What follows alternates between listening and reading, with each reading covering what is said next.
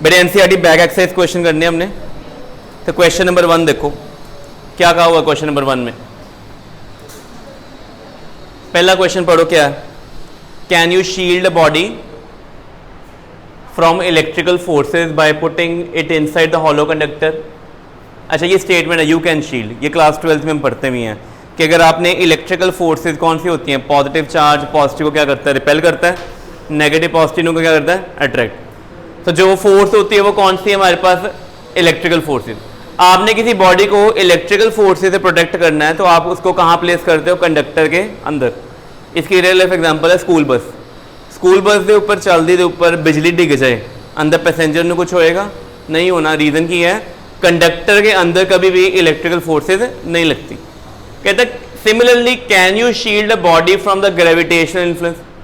अगर आप किसी बॉडी को इलेक्ट्रिकल फोर्सेज से प्रोटेक्ट करना है तो कहाँ रखोगे, कंडक्टर के अंदर। ये पहली लाइन में लिखा है।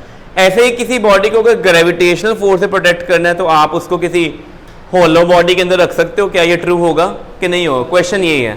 ठीक है, क्या लगता है बेटे आंसर ठीक होगा ये वाला कि नहीं होगा, सोचो। इलेक्ट्रिकल फोर्स से प्रोटेक्ट कर सकते हो बट आप इससे कर सकते हो, नहीं कर सकते। कॉपी पे लिख लो, ठीक है। हमें लगता है, हमने डिस्कस किया था। अब प्रॉब्लम पता क्या है, ग्रेविटेशनल फोर्स सैचुरेटेड फोर्स होती है। सैचुरेटेड का मीनिंग क्या होता है, it does not depend upon the surroundings. Meaning क्या हुआ कि ये बॉडी और ये बॉडी के ऊपर आपने फील्ड फोर्स निकाल ली, ये इसको अट्रैक्ट कर रहा है, इसको अट्रैक्ट कर रहा है।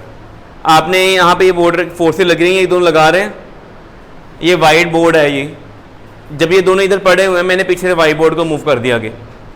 इन दोनों में आपस में कितनी इंटरेक्शन थी, इसके मूव होने से कोई फर्क नहीं पड़ना। ऐसे ही आपने हॉलो बॉडी के अंदर दूसरी बॉडी डाल दी हुई है, ठीक है। ये हॉलो बॉडी इसके ऊपर कोई फोर्स नहीं लगाएगी, स्पेशली ये वाली, बट बाहर ये टेबल, ये बोर्ड, ये सारे इसके ऊपर क्या लगा रहे हैं, फोर्स लगा रहे हैं। तो इसका आंसर क्या होगा, no this is not possible for gravitational force. हम उसको ग्रेविटेशनल फोर्स से पूरी तरह कॉन्टेक्ट से ब्रेक नहीं कर सकते। हाँ ये होगा, जिस हॉलो बॉडी के अंदर पड़ी हुई ना बॉडी, वो कोई नहीं फोर्स लगाएगा, ठीक है। मान लो सपोज करो मेरी पूरी यूनिवर्स में एक हॉलोस्फीयर ही रह गया बस, और कुछ नहीं है। उसके अंदर मैंने एक चौक रख दी, उस चौक के ऊपर नेट फोर्स कितनी होगी, क्योंकि इस चौक के ऊपर ये कोई फोर्स नहीं लगाएगा, बट बाहर वाली ऑब्जेक्ट लगाएंगी। बाहर कोई है ही नहीं तो फोर्स नहीं लगेगी, ठीक है। तो ये आपने लिख लेना है, no gravitational force independent of status of objects, independent of status of object. हमने ना ये स्फेरिकल मास केस में किया भी था ये क्वेश्चन, तब मैंने बताया था कि हॉलो शेल के अंदर मास रख दो, उसके बाद नेट ग्रेविटेशनल फोर्स क्या लगेगी, 0। बट ये कब ट्रू है, जब सिर्फ कौन है, हॉलो शेल ही है मेरे पास, उसके बाहर दुनिया में कुछ भी नहीं है।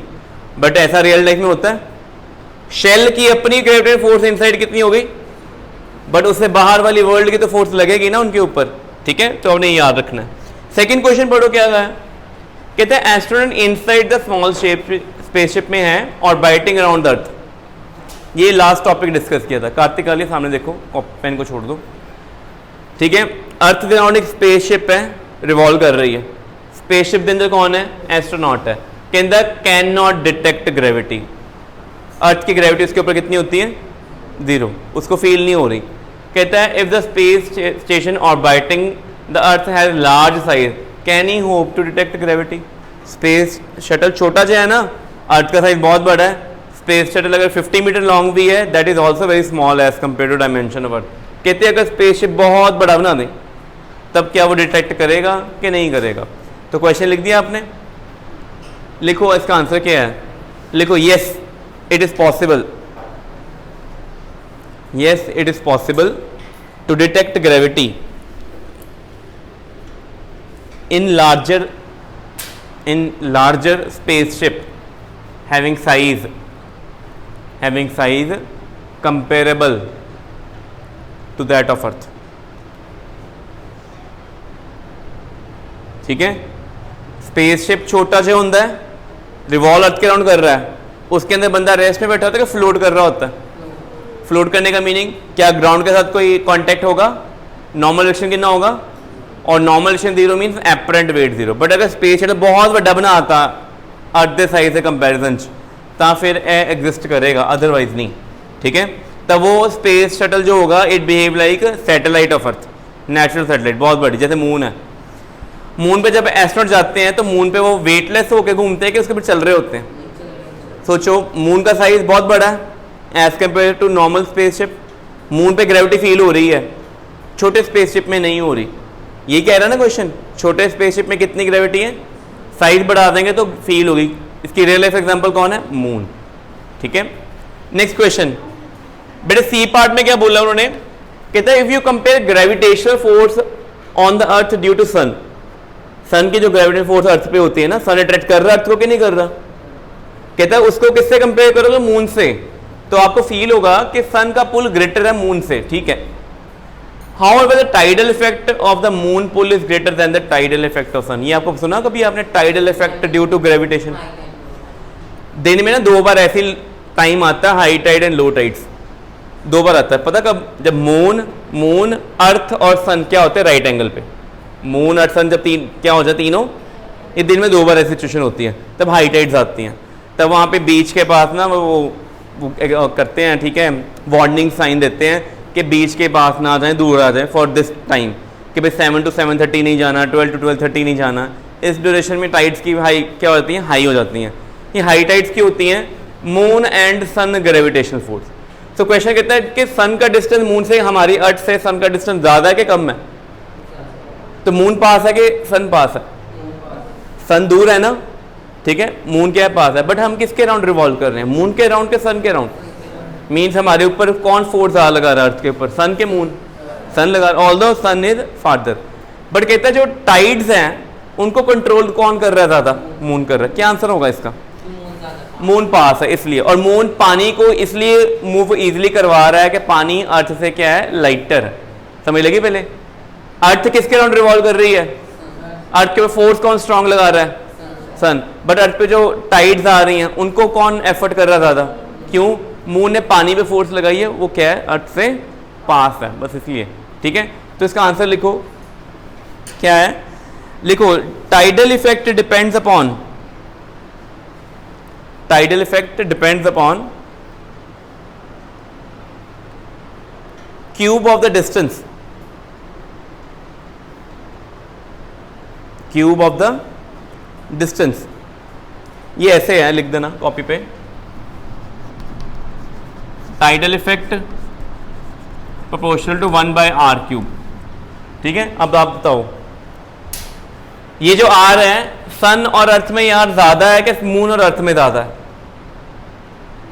मून और अर्थ में ये r डिस्टेंस ज्यादा है कि सन और अर्थ में ज्यादा, सन अर्थ में ये r की वैल्यू क्या है, लार्ज है।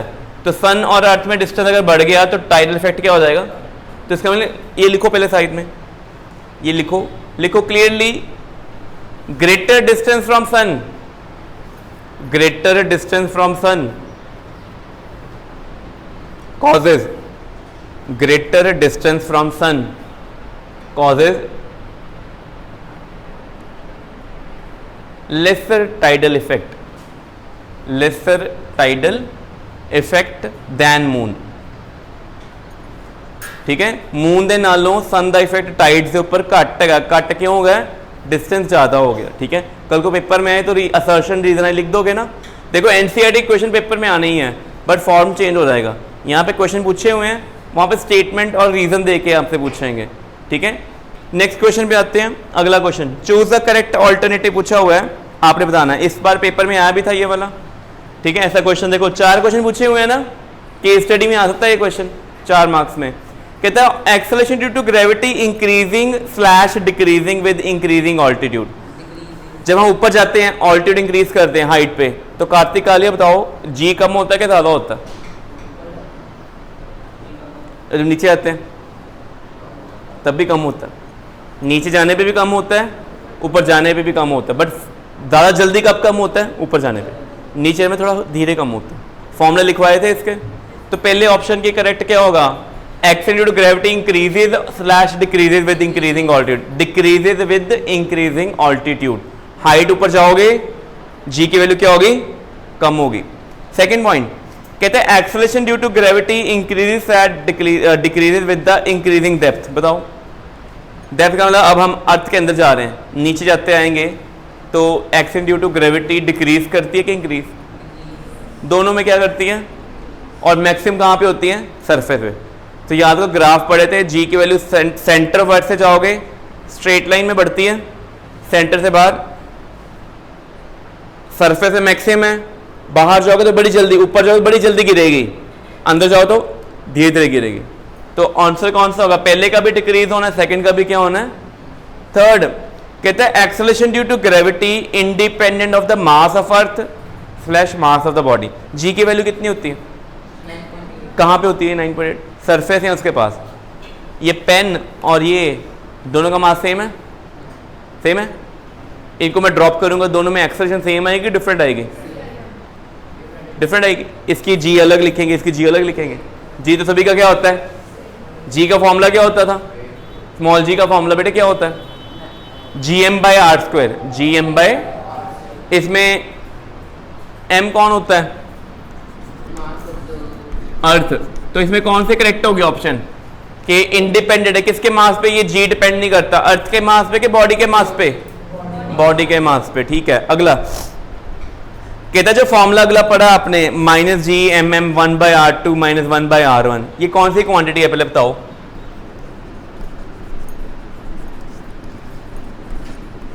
ये बन जाएगा ना, ब्रैकेट ओपन करेंगे,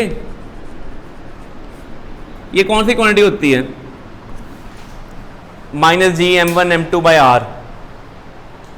gmm/r² तो आपके पास था फोर्स, -gmm/r और विदाउट एनी डायरेक्शन, ये कौन सी क्वांटिटी थी? Potential energy. क्या कहते हैं इसको? ये पोटेंशियल एनर्जी फाइनल है, ये कौन है? इनिशियल। कहता है स्टेटमेंट पढ़ो क्या कहा है?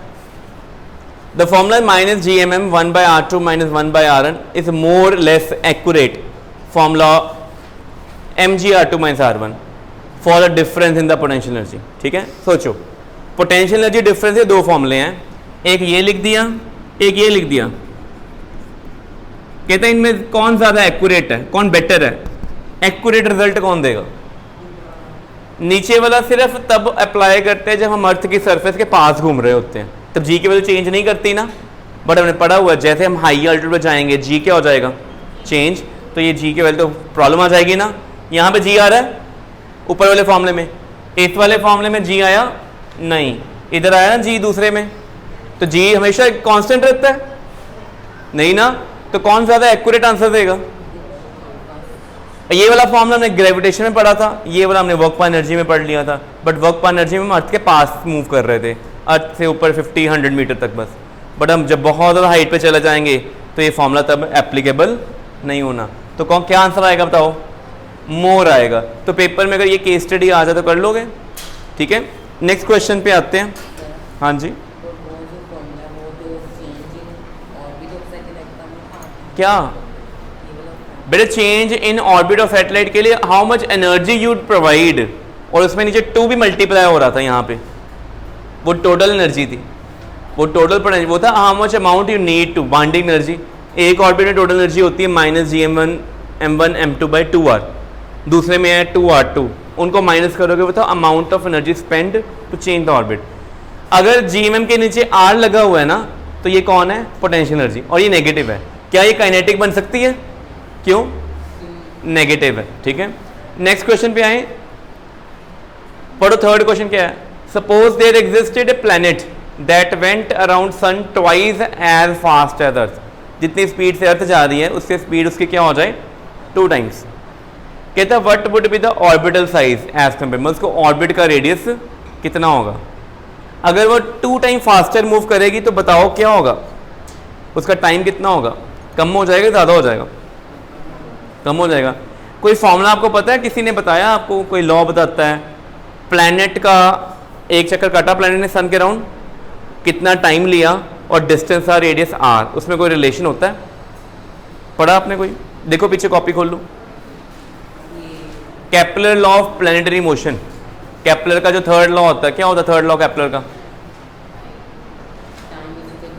टाइम इक्वल टू, फॉर्मूला क्या था? t² प्रोपोर्शनल टू, यहां पे हमें क्या बताया? टाइम बताया, डबल हो गया कि स्पीड डबल हो गई? पढ़ो यहां पे कहते हैं suppose there existed planet that went around sun twice as fast, planet 2 गुना फास्ट हो गया, टाइम की हो जाएगा था, हाफ हो जाएगा कि डबल हो जाएगा, हाफ। कहते हैं ऑर्बिटल रेडियस में की फर्क पड़ेगा, बताओ भी कैसे करें। पहला प्लैनेट है, ये नया प्लैनेट है, T1 है कौन, अर्थ।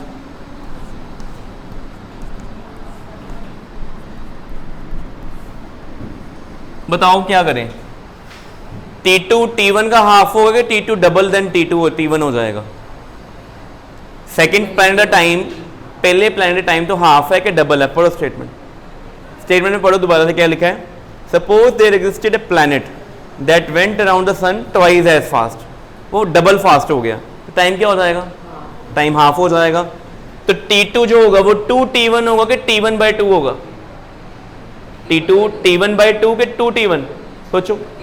T2 ने ज़्यादा, सेकंड प्लैनेट ने ज़्यादा टाइम लेना है कि घट टाइम लेना है, घट लेना ना, घटन का मतलब क्या होया, हाफ हो जाना है कि डबल हो जाना है, हाफ। तो ए सारी वैल्यू कितनी इक्वल हो जाएगी, 1/2 कितना हो गया, और स्क्वायर करांगे तो कितना होएगा 4, और यहाँ पे कौन आ जाएगा R1 क्यूब, ये R2 क्यूब, तो R1 R2 कितना आ जाएगा आपके पास,